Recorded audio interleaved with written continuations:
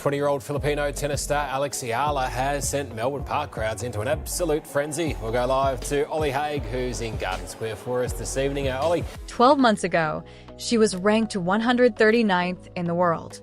A 20-year-old from the Philippines. Still finding her footing on tour. Still learning what it meant to compete week after week against professionals who had been doing this for years. Players who knew every angle, every pressure point, every way to make a young talent doubt herself in the moments that mattered most. Today, she is walking into Dubai, not as a wild card, not as a qualifier who snuck through the back door, not as a feel-good story that the tournament organizers slotted in to generate a headline or two before an early exit. She is walking in as a legitimate top 40 player, ranked and seeded, and entered on merit alone, into one of the most brutally competitive fields assembled in women's tennis all year. 18 of the top 20 players in the world are in this draw. Aryna Sabalenka, the world #1, is here. Elena Rybakina, who claimed the Australian Open title barely a month ago, is here. The very best players on the planet, gathered under one roof in the desert, competing for points and prize money, and the kind of statement result that reshapes how the tour views you going forward. And Alexandra Eala is right there with them. That is not a small thing. That is everything. The journey here, the rise, did not happen by accident, and it did not happen overnight, though 12 months in professional tennis can feel like overnight when you watch the numbers move the way hers have. From 139 to the top 40 in a single year, nearly 100 ranking spots climbed in 12 months.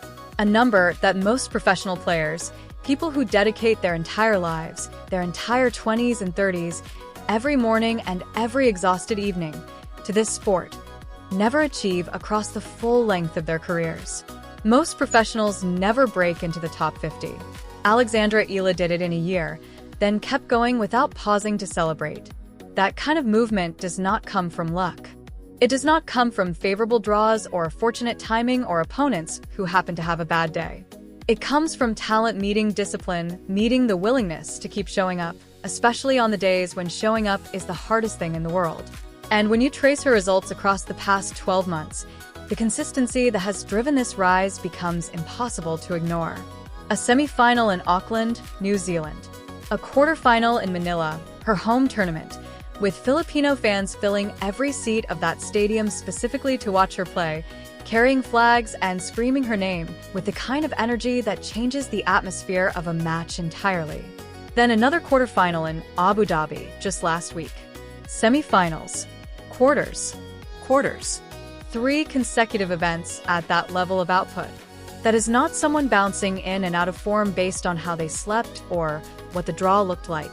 That is someone who has genuinely figured out how to compete, how to prepare, how to execute, how to manage the pressure of a tight third set when everything is on the line and the crowd is waiting to see what kind of player you really are. That consistency is precisely what separates a genuine tour threat from someone who simply has one extraordinary week and then disappears back into the middle of the draw.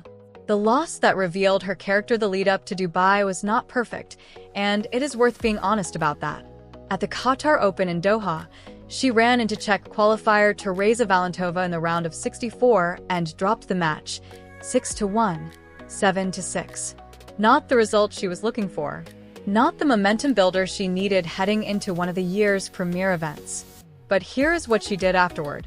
She posted on social media, "I'm so grateful to everyone who always supports me and the sport. You all motivate me every single day." No excuses. No bitterness. No lengthy explanation of what went wrong or why the conditions were difficult or how she deserved better than the result she got. Just gratitude and a face pointed firmly toward what came next. That kind of emotional maturity is rarer than talent, and it is going to serve her just as well over the course of a career. Plenty of gifted players have crumbled under the weight of a bad loss. Let a single result unravel weeks of momentum and confidence and forward movement. Alexandra Eala showed she already knows how to turn the page. Completely. Immediately. Without looking back. What top 40 actually means, it is easy to say the number and move on. It is worth stopping for a moment and understanding what it actually represents. There are thousands of professional women's tennis players on this planet. Thousands of people who wake before sunrise and train until their bodies are spent and travel across time zones to compete in tournaments that most of the world will never hear about, all in pursuit of a ranking that opens doors to the tournaments that matter. If you are in the top 40, you are one of the 40 best tennis players in the world. You receive direct entry into the biggest tournaments on the calendar. You compete for prize money that is genuinely life-changing. You are recognized on tour not as a curiosity or a promising prospect, but as a force, someone that opponents prepare for specifically, that coaches study on film, that tournament directors actively want in their draws because your presence makes the event better. Alexandra Eala has all of that at 20 years old. She is not a veteran who finally broke through after a decade of grinding through the lower levels of the professional game. She is just beginning. Her best tennis, the tennis she will play at 23, 25, 27, has almost certainly not arrived yet, which raises a question that is no longer absurd to ask seriously. What is her ceiling? If she is already here at 20, what does she look like at 25? Top 10? Top 5? A Grand Slam quarterfinal, a WTA title, something even larger than that? These are not the questions of wishful thinking. These are real possibilities if the trajectory of the last 12 months continues in any direction resembling the one it is currently on.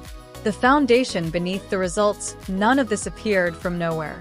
Alexandra Eala spent 6 years at the Rafa Nadal Academy in Spain.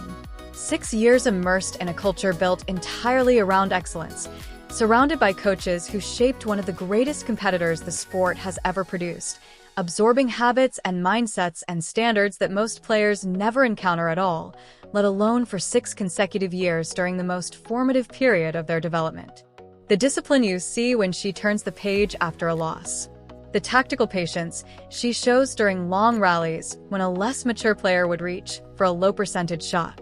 The ability to compete at a high level week after week without the kind of dramatic fluctuations in form that derail most young players.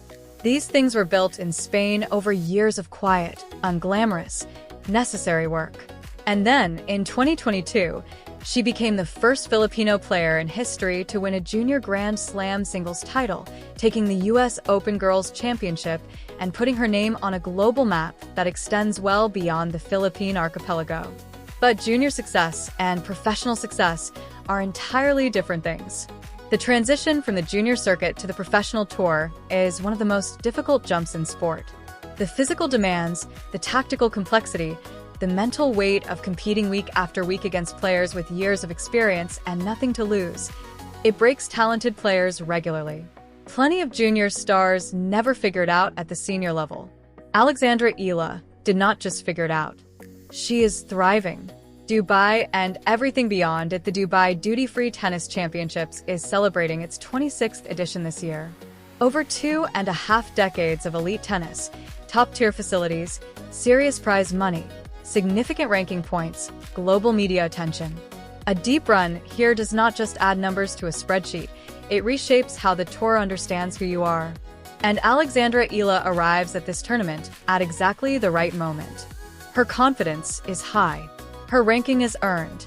Her game has been tested across multiple consecutive weeks of high-level competition, and it has not broken. Tournament directors went out of their way to build one of the strongest fields in recent memory, 18 of the top 20 in the world, because Dubai takes itself seriously as a global tennis event. And she is in that draw because she belongs there. She is not going to Dubai to soak up the experience. She is not going to survive a round or two and call it a learning opportunity. She has already proven she can reach quarterfinals at this level. The question, the only question worth asking, is how far she can push it this time, in this field on this stage. Earlier this year, she said this season is about dreaming big. The top 40 is wonderful. It is an achievement that deserves to be recognized and celebrated. But it is not the finish line. Why not the top 30? Why not the top 20?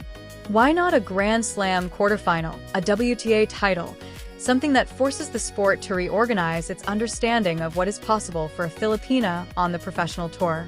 Her results already show the game to compete for trophies, not just to participate in draws. From 139 to the top 40 in a single year. It is remarkable. It is real. And if you believe, as the evidence strongly suggests, that she is only just beginning, then the most important thing to understand about Alexandra Eala right now is this: Dubai is not the destination. It is the next step on a road that is only getting more interesting with every match she plays.